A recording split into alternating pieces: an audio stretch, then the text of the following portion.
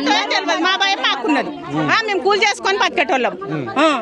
పండుగ పూట మరి పండుగ పూట మాకేం వంట వండుకొని తిందామన్న పర్ణం లేకుండా చేస్తారు. ఆదివారం పండుగల రోజు ఎప్పుడో ఒకసారి దిగుతారు. ఇల్లు పోతే ఎట్లా మరి అదే మరి రోడ్ మీద వండుకోవాలి. ఇంకేం చేస్తాం? ఆడ అవిటికి సంతకాలు పెడితే అవి ఇయ్యలేరు. ఇప్పుడు ఈడ గుడి చేసుకొని ఉంటే ఈడ ఉండనిస్తలేరు. ఇంకేడ ఉండాలి? ఉన్నాయి మా ఆస్తులు ఉన్నాయంటే మీరు మొత్తం రాసుకొని మాకు ఇల్లు ఇయ్యండి. ఏం చెప్తారు రేవంత్ రెడ్డికి? ఏం చెప్తారు? ఏం చెప్తాం? ఇంకా రాళ్ళు తీసుకొని కొడతాం వస్తే. మరి గిడ గుడి చేసుకొని ఉంటే కూడా ఉండరు. లేకపోతే ఇంకేడ ఉంటాం మరి మేము? ఈ పండుగ పూట మహిళలు మీరు బతుకమ్మలు ఆడుకోవాల్సిన రోజు ఏది ప్రశాంతంగా ఉంచుతున్నారని మాకు ఎప్పటికీ గొడవలు గొడవలు గొడవలు. ఏమయ్యా హైదరాబాద్ ఇప్పుడు ఈ ఒక్క రోజు కూడా వదిలిపెట్టమంటారా?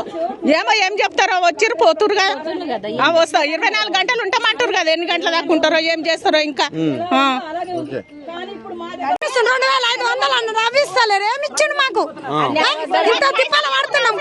ఏమొద్దు మాకు, ఇల్లు చాలు మాకు. ఏమొద్దు ఇంకా మాకు కేసీఆర్ ఉన్నప్పుడన్నా మేలు చేసి రైతు మీకు ఇందిరమ్మ ఇల్లు ఏదే లేదు. మాకే ఇల్లు లేదు. ఇందిరమ్మ ఇల్లు లేదు.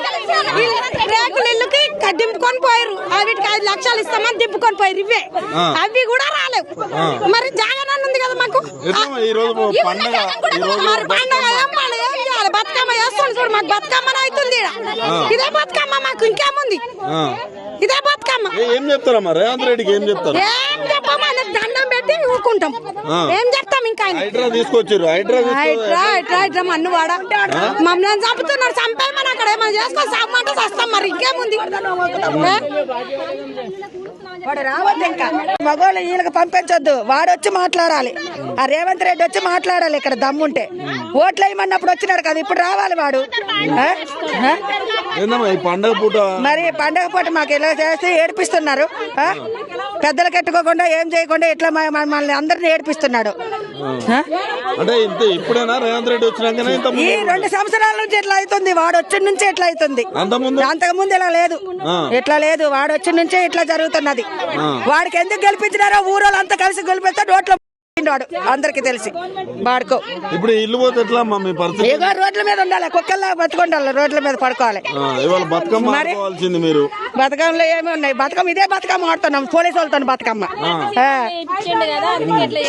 పోలీసు వాళ్ళతో బతుకమ్మలు ఆడుతున్నాం. ఇదే లాఠీలు పెట్టుకొని కొడుతున్నారు కదా. అదే బతుకమ్మ. దమ్మునాలు పోలీసులకు కొడుతున్నారు. పోలీసు వాళ్ళే. వాళ్ళకి పవర్ ఇచ్చింది ఎవడు? వాడే కదా పవర్ ఇచ్చిండు. రేవంత్ రెడ్డి పవర్ ఇచ్చిండు. వాడు రమ్మని దమ్ముంటే వాడికి ఓట్లు వేపించుకున్నాడు. సైలెంట్ ఉన్నాడు ఇంట్లో.